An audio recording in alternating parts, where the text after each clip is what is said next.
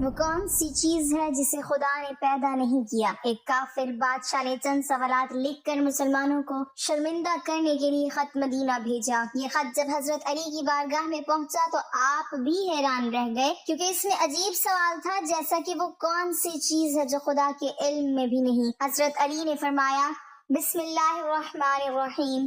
ناصرین، اللہ تعالیٰ نے حضرت علی رضی اللہ تعالیٰ عنہ کو عقل و خرد کی اس قدر عرفہ و اعلیٰ صلاحیتوں سے نوازا تھا کہ جو مسائل دوسرے حضرات کے نزدیک پیچیدہ اور لا ینحل سمجھے جاتے تھے، انہی مسائل کو وہ آسانی سے حل کر دیتے تھے۔ اکابر صحابہ اکرام رضوان اللہ علیہم اجمعین ایسے اوقات سے پناہ مانگتے تھے کہ جب کوئی مشکل مسئلہ پیش آ جائے اور اس کے حل کے لیے حضرت علی رضی اللہ تعالیٰ عنہ موجود نہ ہو۔ ایک دفعہ یہودیوں کی ایک جماعت حضرت علی رضی اللہ تعالیٰ عنہ کے پاس آئی اور وہ حضرت علی رضی اللہ تعالیٰ عنہ کے علم اور دانائی کے مقام سے واقف تھے۔ وہ نادان یہ سوچ کر آئے تھے کہ اگر کسی طریقے سے وہ حضرت علی رضی اللہ تعالیٰ عنہ کو علمی بنیاد پر شکست دے دیں تو اس سے مسلمانوں کو شرمندگی ہوگی اور ہر طرف ہمارا ڈنکا بجنے لگے گا۔ اس یہودی جماعت نے یہ بھی منصوبہ بنایا کہ ہم نہ صرف آپ سے سوال کریں گے بلکہ آپ سے سوال آپ کی کتاب یعنی قرآن مجید سے نہیں بلکہ اپنی کتاب یعنی تورات سے کریں گے۔ اس جماعت نے من ہی من میں یہ سوچ لیا تھا کہ اگر حضرت علی رضی اللہ تعالیٰ عنہ ہماری شرائط کے مطابق تورات سے جواب دینے پر راضی ہو بھی جاتے ہیں تو یہی ہماری جیت ہوگی، لیکن کیسے؟ ناظرین، یہودیوں کی اس جماعت کا ماننا کچھ یوں تھا کہ حضرت علی رضی اللہ تعالیٰ عنہ بہرحال حضرت محمد صلی اللہ علیہ وسلم کے ماننے والے ہیں اور حضرت محمد صلی اللہ علیہ وسلم پر قرآن پاک نازل ہوا، تو یہ بات ممکن نہیں کہ حضرت علی رضی اللہ تعالیٰ عنہ کسی سورت تورات کے سوالوں کا جواب تورات سے ہی دے سکیں۔ ناظرین، یہودیوں کی جماعت کا سربراہ جس کا نام راسل جالود تھا،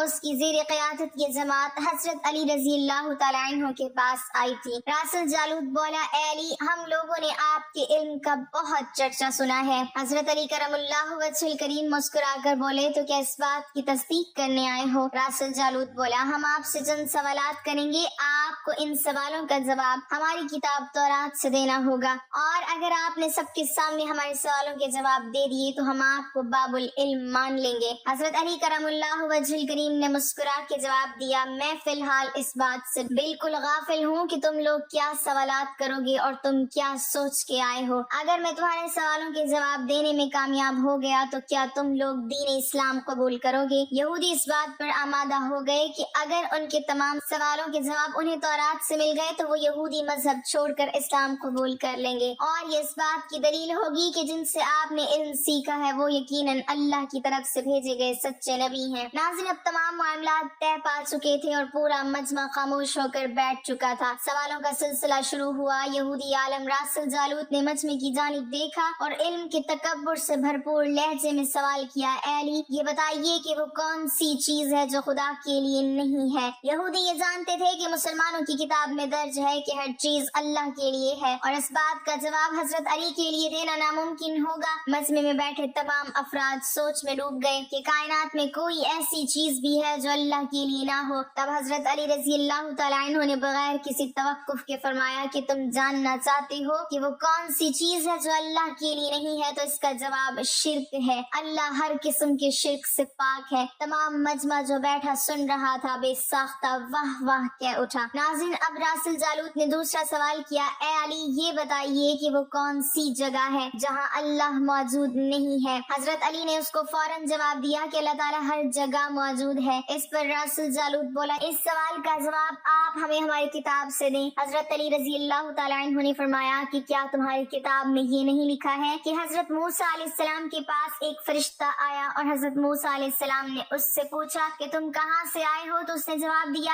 کہ میں 7ویں آسمان سے آپ کے پاس حاضر ہوا ہوں۔ اتنے میں حضرت موسیٰ علیہ السلام کے پاس دوسرا فرشتہ آیا۔ حضرت موسیٰ علیہ السلام نے اس سے پوچھا کہ تم کہاں سے آئے ہو؟ اس نے جواب دیا، میں زمین کے 7ویں طبق سے آپ کے پاس حاضر ہوا ہوں۔ حضرت موسیٰ علیہ السلام نے پہلے فرشتے سے پوچھا، 7ویں آسمان میں تمہارے قریب کون تھا؟ فرشتے نے جواب دیا، میرے قریب میرا رب تھا۔ حضرت موسیٰ علیہ السلام نے زمین سے آنے والے دوسرے فرشتے سے پوچھا، تمہارے قریب کون تھا؟ اس نے جواب دیا، میرے قریب میرا رب تھا۔ تو اس سے یہ معلوم ہوا کہ بلندیوں کی انتہا ہو یا گہرائیوں کی انتہا اللہ رب العزت ہر جگہ موجود ہے۔ ناظرین، راسل جالوت اب تھوڑا گھبرا گیا تھا یہ دیکھ کر کہ حضرت علی رضی اللہ تعالی عنہ نے اس کے سوالوں کے جواب اس کی کتاب سے ہی دے دیے تھے۔ اب اس نے حضرت علی رضی اللہ تعالی عنہ سے تیسرا سوال پوچھا، اے علی، یہ بتائیے کہ وہ کون سی چیز ہے جو خدا کے قریب نہیں ہے؟ حضرت علی رضی اللہ تعالی عنہ نے فرمایا کہ ظلم ایک ایسی چیز ہے جو میرے رب کے قریب نہیں ہے۔ ناظرین، اب راسل جالوت نے پے در پہ شکست کھانے کے بعد اپنے سوالوں کا زاویہ بدل لیا۔ اب اس نے علمی سوال کے بجائے تاریخی اور سائنسی سوالوں کی طرف اپنا رخ موڑ لیا اور بہت ہی تکبر بھرے انداز میں اس نے پوچھا، اے علی، اس چشمے کا نام بتائیں جو زمین پر پہلی مرتبہ جاری ہوا۔ حضرت علی کرم اللہ وجہ الکریم بولے کہ اس چشمے کو چھوڑو، پہلے یہ بتاؤ کہ تمہارے دل میں کیا ہے، اور تمہارے دل میں یہ ہے کہ وہ چشمہ بیت المقدس کی ایک چٹان کے نیچے ہے۔ راسل جالوت کے منہ سے بے ساختہ ہاں نکلا تو حضرت علی بولے کہ آج اپنی اصلاح کر لو، کیونکہ زمین پر بہنے والا پہلا چشمہ وہ نہیں جسے تم لوگ سمجھتے ہو، بلکہ زمین پر بہنے والا پہلا چشمہ وہ ہے جس سے حضرت خضر علیہ السلام نے پانی پیا، اور یہی وہ چشمہ ہے جس سے آب حیات جاری ہوا۔ ناظرین، راسل جالوت اب مزید گھبرا گیا تھا۔ اس نے گھبراہٹ میں حضرت علی رضی اللہ تعالی عنہ سے ایک اور تاریخی سوال کیا، اے علی، یہ بتائیے کہ وہ کون سا پتھر ہے جو آسمان سے پہلی دفعہ اتارا گیا؟ حضرت علی نے جواب دینے سے پہلے ایک جملہ کہا، یقیناً تم لوگوں کے ذہنوں میں پہلا پتھر وہ ہے جو بیت المقدس میں نصب ہے، لیکن تم اس بات کو کیوں بھول جاتے ہو کہ خانہ کعبہ بیت المقدس سے کہیں پرانا ہے، اور ہجر اسود اسی وقت نصب کیا گیا جب خانہ کعبہ پہلی دفعہ تعمیر ہوا تھا، اور وہی پہلا پتھر ہے۔ یہودی آپ کے جوابات سن کر ہمت نہ کر سکے کہ انہیں غلط قرار دیں، کیونکہ وہ ہر جواب انتہائی دلیل کے ساتھ دے رہے تھے اور ان کی اصلاح بھی کرتے جا رہے تھے۔ اب کی بار راسل جالوت نے ایک صاحب سے سوال پوچھا۔ اس نے پوچھا، یہ بتائیے کہ وہ کون سی چیزیں ہیں جو مسلسل کم اور زیادہ ہوتی رہتی ہیں؟ حضرت علی رضی اللہ تعالیٰ عنہ بغیر کسی توقف کے بولے کہ تم اپنے ماہ السال پر غور کرو تو تمہیں خود ہی اس سوال کا جواب مل جائے گا۔ راسل جالوت نے پوچھا، وہ کیسے؟ آپ نے فرمایا، کوئی دن اگلے دن کے برابر نہیں ہوتا، اسی طرح گزشتہ رات اگلی رات کے برابر نہیں ہوتی۔ یہی وہ دو چیزیں ہیں جو مسلسل کم اور زیادہ ہوتی رہتی ہیں۔ راسل جالوت نے جواب سن کر حضرت علی رضی اللہ تعالی عنہ سے ایک اور سوال کیا کہ زندہ رہنے کی پہچان سانس لینا ہے، کیا کائنات میں کوئی چیز ایسی بھی ہے جو سانس لیتی ہے مگر زندہ نہیں؟ حضرت علی نے فرمایا کہ صبح جب نکلتی ہے تو سانس لیتی ہے، حالانکہ صبح کے پاس نہ روح ہے نہ جان۔ یہ سن کر وہ جلدی جلدی بولا، اچھا یہ بتائیے کہ دنیا میں وہ کون سی جگہ ہے جہاں سورج کی کرنیں ایک دفعہ تو پڑی لیکن دوبارہ اس جگہ کبھی سورج کی کرنیں نہیں پہنچ سکیں؟ حضرت علی رضی اللہ تعالیٰ عنہ نے فرمایا، ہاں، یہ سمندر کی وہ جگہ ہے جہاں سے حضرت موسیٰ علیہ السلام اور ان کی قوم گزری تھی، اور سمندر اللہ تعالیٰ کے حکم سے دو حصوں میں تقسیم ہو گیا تھا۔ بس اس قافلے کے گزرتے ہوئے سورج کی کرنیں اس جگہ ضرور پڑی تھی، لیکن اس کے بعد سورج کی کرنیں کبھی بھی وہاں نہیں پہنچ سکیں۔ ناظرین، جواب پاتے ہی اس نے حضرت علی رضی اللہ تعالیٰ عنہ سے پھر سوال کیا کہ یہ بتائیں کہ وہ کون سی دو چیزیں ہیں جو ہمیشہ غائب رہتی ہیں، اور وہ کون سی دو چیزیں ہیں جو ہمیشہ حاضر رہتی ہیں؟ حضرت علی رضی اللہ تعالیٰ عنہ نے فرمایا کہ آسمان اور زمین کی طرف دیکھو، یہ دونوں تمہیں کبھی غائب نظر نہیں آئیں گی، یہ دونوں ہمیشہ حاضر رہتے ہیں، اور موت اور زندگی کو ڈھونڈو تو تمہیں ان کے بارے میں کبھی پتہ نہیں چلے گا کہ وہ کہاں ہیں اور کب آ جاتی ہیں۔ اگلا سوال راسل جالوت نے یہ کیا کہ اے علی، یہ بتائیے کہ وہ کون سی چیز ہے جس کا خالق خود اللہ ہے مگر اسی کے بارے میں خود سوال بھی کرتا ہے؟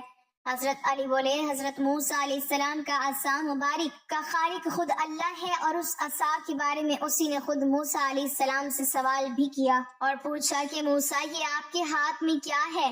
پھر اس نے اگلا سوال کیا کہ بیت اللہ کا طواف تو ذی حیات کرتے ہیں، لیکن اس بے جان چیز کے بارے میں بتائیں جس نے بیت اللہ کا طواف کیا۔ حضرت علی کرم اللہ وجہ الکریم بلا توقف بولے کہ کشتی نوح ایک ایسی بے جان چیز ہے جو طوفان کے دوران اس مقام پر پہنچی جہاں بیت اللہ ہے، تو اس نے اس کے گرد 7 چکر لگائے اس نے باب العلم حضرت علی رضی اللہ تعالی عنہ سے کئی سوال کیے اور تمام کے جواب آپ نے بالکل ٹھیک ٹھیک بنا توقف دیے. تو مجمع میں بیٹھے ہوئے ایک یہودی بولا کہ حضرت دنیا میں ہر شخص سوچ کے جواب دیتا ہے لیکن آپ تو ہر سوال کا جواب بلا توقف دے رہے ہیں. حضرت علی رضی اللہ تعالی عنہ نے اس سوال کے بدلے اس یہودی سے ایک سوال کیا, بتاؤ تمہارے ہاتھ میں کتنی انگلیاں ہیں؟ اس نے فوراً جواب دیا 5. حضرت علی رضی اللہ تعالی عنہ نے فرمایا تو نے بھی تو فوراً میرے سوال کا جواب دے دیا. اس یہودی نے کہا یا علی یہ کیسی بات ہوئی, مجھے معلوم ہے کہ میرے ہاتھ میں 5 انگلیاں ہیں. یہ سن کر حضرت علی رضی اللہ تعالی عنہ نے مسکراتے ہوئے کہا مجھے بھی یہ سارے علم ایسے ہی معلوم ہے جیسے تجھے یہ معلوم ہے کہ تیرے ہاتھ میں 5 انگلیاں ہیں. یہودی نادان نہیں جانتے تھے باب العلم کے پاس کائنات کے رازوں کا علم ہے, لیکن جب انہیں تمام سوالات کے جوابات ٹھیک ٹھیک مل گئے تو راسل جالوت سمیت تمام گروہ نے کلمہ پڑھا اور سب کے سب دائرہ اسلام میں داخل ہو گئے. مناقب علی میں علامہ ابن جوزی لکھتے ہیں کہ حضرت عمر فاروق جب خلافت کی مسند پر بیٹھے تو انہوں نے یہ بات کس وقت کہی تھی کہ میں اس مشکل وقت سے اللہ تعالیٰ کی پناہ چاہتا ہوں جس کے حل کرنے کے لیے حضرت علی رضی اللہ تعالی عنہ میرے پاس موجود نہ ہوں. اس کے جواب میں علامہ صاحب خود ہی لکھتے ہیں کہ ایک دفعہ کیسر روم نے چند سوالات لکھ کر مسلمانوں کے خلیفہ حضرت عمر کے پاس بھیجے. سوالات ایسے تھے کہ جن کا جواب روم میں بھی کسی کے پاس نہ تھا. ان سوالات کا مقصد مسلمانوں کو شرمندہ کرنا تھا تاکہ مسلمان اپنے دین سے مدنفر ہو جائیں. چنانچہ مسجد نبوی میں عظیم صحابیوں کی محفل جمی ہوئی تھی. کیسر روم کا قاصد آیا اور خط پڑھنا شروع کیا. خط کی تحریر کچھ یوں تھی کہ بادشاہ روم نے لکھا تھا کہ یہ خط ہے بادشاہ روم کیسر بنی الاصغر کا وقت کے خلیفہ حضرت عمر کی طرف کہ میں نے جو سوالات لکھے ہیں مجھے ان سب کے جوابات بتا دیجئے. نمبر 1 وہ کون سی چیز ہے جس کو خدا نے تخلیق نہیں کیا؟ نمبر 2 وہ کون سی چیز ہے جو خدا کے علم میں نہیں؟ نمبر 3 وہ کون سی چیز ہے جو اللہ تعالیٰ کے پاس نہیں؟ وہ کون سی چیز ہے جس کے سب بال ہی بال ہیں؟ وہ کون سی چیز ہے جس کا صرف منہ ہی منہ ہے؟ وہ کون سی چیز ہے جس کے صرف پاؤں ہی پاؤں ہیں؟ وہ کون سی چیز ہے جس کی صرف آنکھیں ہی آنکھیں ہیں؟ وہ کون سا بندہ ہے جس کا خاندان نہیں؟ وہ کون سی چیز ہے جو شکم مادر میں نہیں ہے؟ وہ کون سی بے جان چیز ہے جو سانس لے سکتی ہے؟ وہ کون سی بے جان چیز ہے جو سانس نہیں لے سکتی؟ ناقوس کی آواز کا معنی کیا ہے؟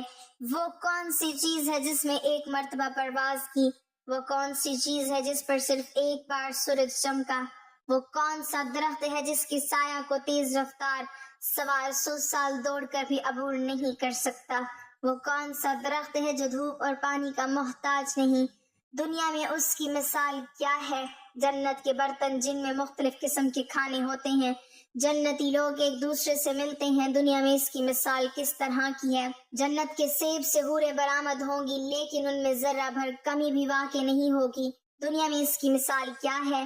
جنت کی چابیاں کیا ہیں؟ حضرت عمر نے خط پڑھتے ہی فرمایا کہ اس کا جواب تو صرف برادر رسول باب العلم حضرت علی رضی اللہ تعالی عنہ دے سکتے ہیں. چنانچہ خط ان کی طرف بڑھا دیا گیا. حضرت علی رضی اللہ تعالی عنہ نے لکھا بسم اللہ الرحمن الرحیم. اما بعد تیرا خط وصول ہوا. میں اپنے رب اور اپنے پیارے پیغمبر حضرت محمد صلی اللہ علیہ وسلم کی برکت سے آپ کو ان سوالات کے جوابات دے رہا ہوں. وہ چیز جو مخلوق نہیں وہ خود خدا ہے کہ جس کو اللہ نے پیدا ہی نہیں کیا. وہ چیز جس کا اللہ تعالیٰ سے کوئی تعلق نہیں وہ یہ بات ہے کہ اللہ تعالیٰ کا فلاں بیٹا ہے، حالانکہ خدا واحد ہے. خدا نہ کسی کی اولاد ہے اور نہ خدا کی کوئی اولاد ہے. وہ چیز جو اللہ تعالیٰ کے پاس نہیں وہ ظلم ہے. اللہ تعالیٰ کا فرمان ہے کہ خدا اپنے بندوں پر کبھی ظلم نہیں کرتا. وہ چیز جو صرف بال ہی بال ہے وہ ہوا ہے. وہ چیز جس کا صرف منہ ہی منہ ہے وہ آگ ہے. اور وہ چیز جس کی صرف پاؤں ہی پاؤں ہے وہ پانی ہے. وہ چیز جس کی صرف آنکھیں آنکھیں ہیں وہ سورج ہے. وہ شخص جس کا کوئی خاندان نہیں وہ صرف حضرت آدم علیہ السلام ہے. وہ چیز جو شکم مادر میں نہیں رہی 5 یہ ہیں. نمبر 1 حضرت آدم علیہ السلام. نمبر 2 حضرت حوا علیہ السلام.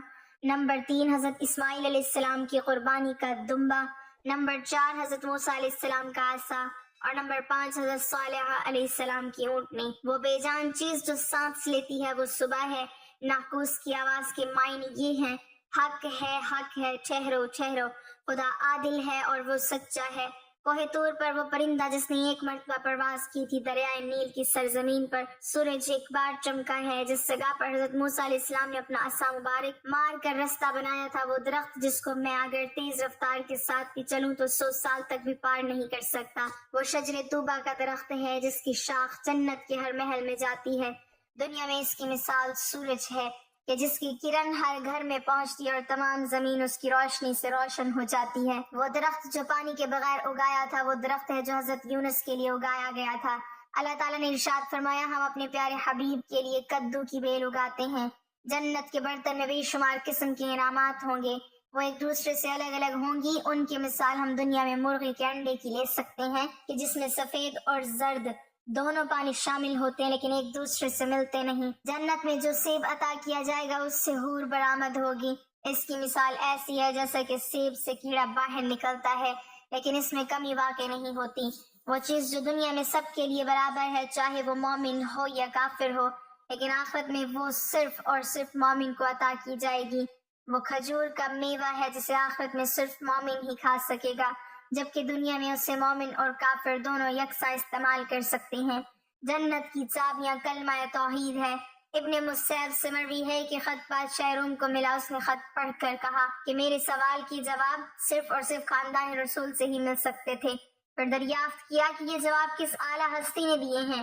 ایلچی نے جواب دیا کہ ان سوالات کے جوابات مولا علی ابن ابی طالب رضی اللہ تعالی عنہ، جس کو حضرت محمد صلی اللہ علیہ وسلم نے علم کا دروازہ کہا ہے، اس شخصیت نے یہ جواب دیے ہیں۔ یہ خط پڑھنے کے بعد کیسر روم نے حضرت علی رضی اللہ تعالی عنہ کو خط لکھا کہ مجھے آپ کا ارسال کیا ہوا خط مل گیا ہے، وہ پڑھ کر مجھے یقین ہو گیا ہے کہ آپ اہل بیت ہیں اور رسالت کا قیمتی خزانہ ہیں، آپ ہی حقیقی شجاعت اور علم کے وارث ہیں۔ کیسر روم نے اپنے دوسرے خط میں لکھا کہ میری یہ خواہش ہے کہ آپ مجھے مذہب اور دین کی مزید معلومات بھیجیں، میں خاص طور پر روح کی وضاحت چاہتا ہوں جس کا ذکر خدا تعالیٰ نے اپنی کتاب قرآن مجید میں کیا ہے۔ اے نبی، لوگ روح کے بارے میں تجھ سے پوچھتے ہیں، تم انہیں بتا دو کہ روح میرے پروردگار کا امر ہے۔ یہ روح کیا چیز ہے؟ مولا علی رضی اللہ تعالیٰ عنہ نے جواباً خط میں یہ لکھا کہ اما بعد، روح ایک نورانی نقطہ ہے اور ایک غیر مرئی مخلوق ہے جس کو اللہ نے اپنی قدرت کاملہ سے پیدا فرمایا ہے اور اپنے خاص خزانے سے نکال کر اپنی ملکیت میں رکھا ہوا ہے، اور یہی روح ہی اصل میں ہر چیز کا سبب زندگی ہے، اور ہر روح جاندار کے پاس ایک وقت مقررہ تک امانت ہے، جب اس کی مدت مکمل ہو جاتی ہے تو خدا اسے واپس اپنے پاس بلا لیتا ہے۔ اللہ پاک ہمیں بہتر عمل کرنے کی توفیق عطا فرمائے اور ہمیں ایمان کی دولت سے مالا مال کرے، آمین۔ ناظرین، کمنٹ باکس میں اللہ تعالیٰ کے 99 ناموں میں سے ایک نام ضرور ٹائپ کریں۔